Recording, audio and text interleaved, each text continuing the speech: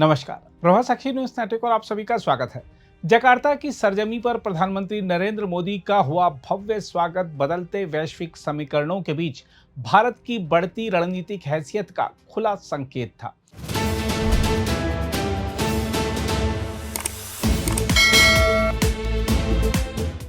हिंद प्रशांत क्षेत्र में तेज होती कूटनीतिक खींचतान, समुद्री प्रभुत्व की प्रतिस्पर्धा और आर्थिक गठबंधनों की नई बिसात के बीच मोदी की इंडोनेशिया, ऑस्ट्रेलिया और न्यूजीलैंड यात्रा को भारत की उभरती वैश्विक रणनीति के निर्णायक अभियान के तौर पर देखा जा रहा है। मोदी का जकार्ता से लेकर मेलबर्न और ऑकलैंड तक का यह दौरा सिर्फ द्विपक्षीय संबंधों का विस्तार नहीं, बल्कि हिंद महासागर और दक्षिण प्रशांत में भारत की बढ़ती राजनीतिक, आर्थिक और सामरिक मौजूदगी का प्रभावशाली प्रदर्शन भी माना जा रहा है। हम आपको बता दें कि प्रधानमंत्री मोदी की इस यात्रा का पहला पड़ाव इंडोनेशिया है, जो भारत की एक्ट ईस्ट नीति और महासागर दृष्टि का सबसे अहम स्तंभ बनकर उभरा है। राष्ट्रपति प्रबोवो सुबियांतो के निमंत्रण पर हो रही यह यात्रा इसलिए विशेष महत्व रखती है क्योंकि वर्ष 2018 में दोनों देशों के संबंधों को व्यापक रणनीतिक साझेदारी का दर्जा मिलने के बाद अब दोनों पक्ष प्रतीकात्मक मित्रता से आगे बढ़कर ठोस सामरिक और आर्थिक परिणामों की दिशा में बढ़ना चाहते हैं। देखा जाए तो इंडोनेशिया की भौगोलिक स्थिति भारत के लिए अत्यंत महत्वपूर्ण है। मलक्का जलडमरू मध्य के आसपास स्थित यह देश विश्व व्यापार की धुरी माना जाता है। दुनिया के सबसे व्यस्त समुद्री व्यापारिक मार्गों पर स्थित होने के कारण जकार्ता हिंद प्रशांत क्षेत्र में शक्ति संतुलन की राजनीति का केंद्रीय खिलाड़ी बन चुका है। ऐसे में भारत और इंडोनेशिया के बीच समुद्री सुरक्षा सहयोग का बढ़ना सीधे तौर पर चीन की बढ़ती समुद्री महत्वाकांक्षाओं के मुकाबले सामरिक संतुलन तैयार करने की दिशा में देखा जा रहा है। मोदी और प्रबोवो के बीच होने वाली बातचीत में रक्षा सहयोग, समुद्री निगरानी, डिजिटल संपर्क, व्यापार और महत्वपूर्ण खनिजों पर व्यापक चर्चा होगी। दुनिया के निकेल भंडार का बड़ा हिस्सा इंडोनेशिया के पास है। इसके अलावा तांबा, टिन और बॉक्साइट जैसे खनिज भी वहां प्रचुर मात्रा में उपलब्ध हैं। भारत के विद्युत वाहन, हरित ऊर्जा और उन्नत विनिर्माण क्षेत्र के लिए यह साझेदारी बेहद अहम मानी जा रही है। देखा जाए तो यह केवल व्यापार नहीं, बल्कि आने वाले दशकों की तकनीकी और औद्योगिक प्रतिस्पर्धा में भारत की रणनीतिक तैयारी का हिस्सा है। रक्षा क्षेत्र में दोनों देशों के रिश्ते लगातार गहरे हुए हैं। गरुड़ शक्ति और समुद्र शक्ति जैसे संयुक्त सैन्य अभ्यासों ने सैन्य तालमेल को नई मजबूती दी है। ब्रह्मोस मिसाइल प्रणाली को लेकर चल रही चर्चाएं भी दोनों देशों के बीच बढ़ते भरोसे का संकेत मानी जा रही हैं। मलक्का क्षेत्र में समुद्री सुरक्षा सहयोग भारत के लिए इसलिए भी महत्वपूर्ण है क्योंकि हिंद महासागर में किसी भी सामरिक अस्थिरता का सीधा असर भारत की ऊर्जा और व्यापारिक आपूर्ति पर पड़ सकता है। मोदी की इंडोनेशिया यात्रा का सांस्कृतिक पक्ष भी बेहद प्रभावशाली रहने वाला है। प्रधानमंत्री राष्ट्रपति प्रबोवो के साथ योग्यकर्ता स्थित प्राम्बनन मंदिर परिसर जाएंगे, जो भगवान शिव को समर्पित दक्षिण पूर्व एशिया के सबसे बड़े मंदिर परिसरों में शामिल है। यह यात्रा भारत और इंडोनेशिया के हजारों वर्षों पुराने सांस्कृतिक और सभ्यतागत रिश्तों को नई कूटनीतिक ऊर्जा देने का प्रयास भी मानी जा रही है। इंडोनेशिया के बाद प्रधानमंत्री मोदी ऑस्ट्रेलिया पहुंचेंगे, जहां उनकी बातचीत का केंद्र हिंद प्रशांत क्षेत्र की सामरिक स्थिरता और आर्थिक साझेदारी होगी। पिछले 5 वर्षों में भारत और ऑस्ट्रेलिया के संबंधों ने जिस तेजी से नई ऊंचाई हासिल की है, वह वैश्विक राजनीति में बदलते समीकरणों का स्पष्ट संकेत है। अब दोनों देश केवल मित्र राष्ट्र नहीं, बल्कि रणनीतिक साझेदार के रूप में उभर चुके हैं। मेलबर्न में प्रधानमंत्री मोदी और ऑस्ट्रेलियाई प्रधानमंत्री एंथनी अल्बनीज के बीच रक्षा, व्यापार, शिक्षा, प्रौद्योगिकी और आपूर्ति श्रृंखला सुरक्षा जैसे मुद्दों पर व्यापक चर्चा होगी। भारत ऑस्ट्रेलिया आर्थिक सहयोग और व्यापार समझौते ने दोनों देशों के आर्थिक संबंधों को नई गति दी है। भारतीय निर्यातकों को लगभग पूर्ण शुल्क मुक्त पहुंच मिलने के बाद व्यापार में भी उल्लेखनीय वृद्धि दर्ज की गई है।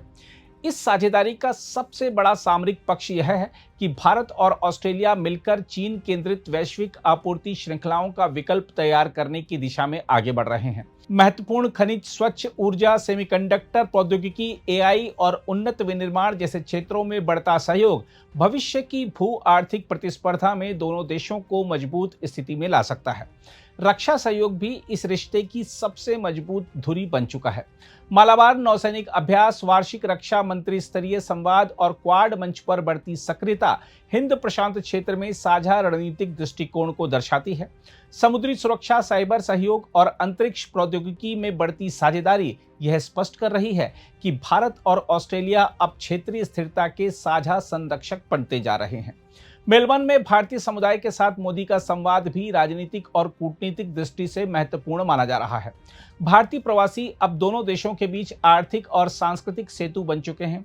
शिक्षा और पेशेवर अवसरों के माध्यम से भारतीय युवाओं की बढ़ती मौजूदगी ऑस्ट्रेलिया में भारत की साख को मजबूत कर रही है। प्रधानमंत्री की 3 देशों की यात्रा का अंतिम चरण न्यूजीलैंड है, जो ऐतिहासिक और रणनीतिक दोनों दृष्टियों से बेहद अहम माना जा रहा है। लगभग 4 दशक बाद किसी भारतीय प्रधानमंत्री की यह द्विपक्षीय यात्रा ऐसे समय हो रही है जब दोनों देशों के बीच मुक्त व्यापार समझौता नई आर्थिक संभावनाओं का द्वार खोल चुका है। प्रधानमंत्री मोदी और न्यूजीलैंड के प्रधानमंत्री क्रिस्टोफर लक्सन के बीच होने वाली वार्ता में व्यापार, निवेश, शिक्षा, स्वास्थ्य, समुद्री सुरक्षा और हिंद प्रशांत स्थिरता जैसे मुद्दे प्रमुख रहेंगे। न्यूजीलैंड द्वारा भारतीय वस्तुओं को पूर्ण शुल्क मुक्त पहुंच देने का फैसला भारत के लिए बड़ी आर्थिक उपलब्धि माना जा रहा है। वहीं भारत ने अपनी कृषि और डेयरी क्षेत्रों की सुरक्षा करते हुए संतुलित व्यापार नीति अपनाकर यह स्पष्ट संकेत दिया है कि वह आर्थिक विस्तार के साथ घरेलू हितों को भी सर्वोच्च प्राथमिकता देगा। न्यूजीलैंड द्वारा भारत में बड़े निवेश की प्रतिबद्धता इस यात्रा का सबसे बड़ा आर्थिक संदेश बनकर उभरेगी। नवीकरणीय ऊर्जा, आधारभूत ढांचा और उन्नत कृषि प्रौद्योगिकी में संभावित निवेश भारत की विकास रणनीति को नई गति दे सकता है। इसके साथ ही दोनों देशों के बीच समुद्री सुरक्षा, मानवीय सहायता और आपदा राहत सहयोग पर भी तेजी से काम हो रहा है।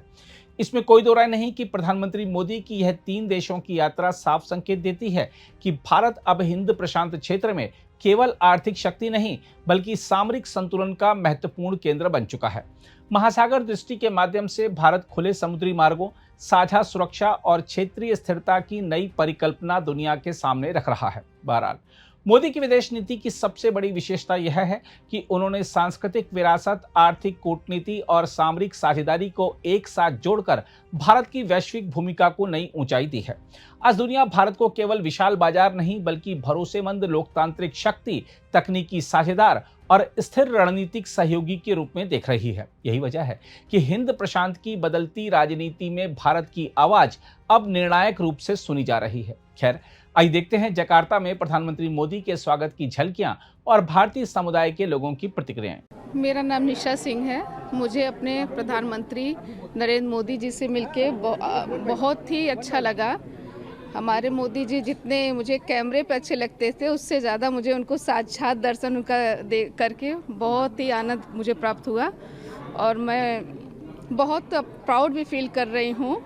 इतने 42 सालों के मेरी एज हो चुकी है। इतने सालों बाद मुझे अपने प्रधानमंत्री मोदी जी को मिलने का अवसर, सौभाग्य प्राप्त हुआ। मैं बहुत खुश हूँ उसके लिए।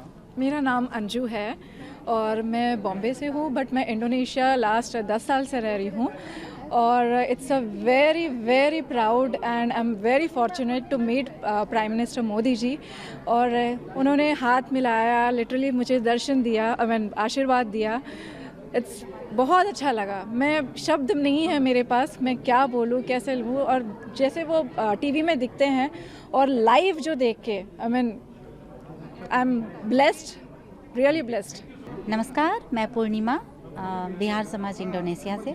आज हम सबों के लिए यह बहुत ही हर्ष, उल्लास और आनंद का विषय है कि माननीय प्रधानमंत्री श्री नरेंद्र मोदी जी का पदार्पण यहाँ पर जकार्ता में हुआ और हम सभी बहुत ही उत्साहित हैं। और जय भारत, जय बिहार, जय मोदी। मैं आशुतोष गुप्ता। आज मैं अपने माननीय प्रधानमंत्री श्री नरेंद्र मोदी से मिलकर बहुत उत्साहित हूँ और उनसे आशीर्वाद पाके बहुत मुझे गौरवान्वित महसूस हो रहा है। जय हिंद, जय भारत। मोदी जी आए, हम लोगों को बहुत अच्छा लगा उनसे मिलके, उनसे इंटरेक्ट करके। Although it was a very brief time, he could not spend too much time, but छोटे से टाइम में उनसे इंटरेक्ट करके बहुत अच्छा लगा। एंड वी होप दैट वो आते रहे इंडोनेशिया, जिससे कि इंडिया इंडोनेशिया के रिश्तों में और भी स्थिरता और वो निरंतर आगे बढ़ते रहे। नमस्कार, मैं सुब्रतो मुखोपाध्याय, जकार्ता बेंगोली योद्धा जॉबा। तो अभी मोदी जी आए हुए थे, ये तीसरी बार मैंने उनसे मिले यहाँ पर। It was a great pleasure. और आज उनसे खुश, थोड़ा सा वक्त तो मिला था लेकिन उसमें मैंने बताया कि बंगाल अभी आपका हाथ में है और हम लोग अभी ये इतने साल के बाद कुछ बंगाल में देखा है। और उन्होंने मेरे को ये भी किया और डेफिनेटली उनका जो ये इस बार आने का, ये हमारे इंडोनेशिया और इंडिया का it's a very very important है, क्योंकि I think in the maritime and also in industrialization plus IT, all sectors are now, both India and Indonesia are becoming a part of it. अभी जो IT sector में यहाँ का Indonesia government has almost copied all the systems, especially for the transactions and all that. Same thing like the UPI system they are going to implement. So yeah, this is a historic event, and we hope coming tomorrow there will be a lot of MOU signed and all that, and it will be great for India and Indonesia. आज बड़ी सौभाग्य की बात रही कि नरेंद्र मोदी जी हम लोग के बीच थे और बहुत अच्छा लगा, उनसे हाथ भी मिलाए और बातचीत तो हो नहीं पाई। और बहुत ही मतलब जो अभी उनका विजिट है इंडोनेशिया और इंडिया को लेकर के काफ़ी अच्छा रहेगा। हम लोग को लगता है ट्रेड के लिए, हम लोग स्पाइसेस और कमोडिटी में बिजनेस करते हैं, तो इसी उम्मीद से हम लोग खुश हैं कि इंडोनेशिया मोदी जी आते रहे बार बार। और जब से वो आना चालू किए हैं तब से यहाँ पे बहुत ही अच्छा, मतलब एक जो इंडियन के प्रति, भारतीय के प्रति जो रिस्पेक्ट है वो बहुत ज़्यादा बढ़ा है यहाँ के लोकल लोगों के साथ। हम लोग गांव-गांव में मिलते हैं उन लोगों से, तो बहुत खुश होता है कि एज ए इंडियन हम लोग को बहुत सम्मान मिल रहा है।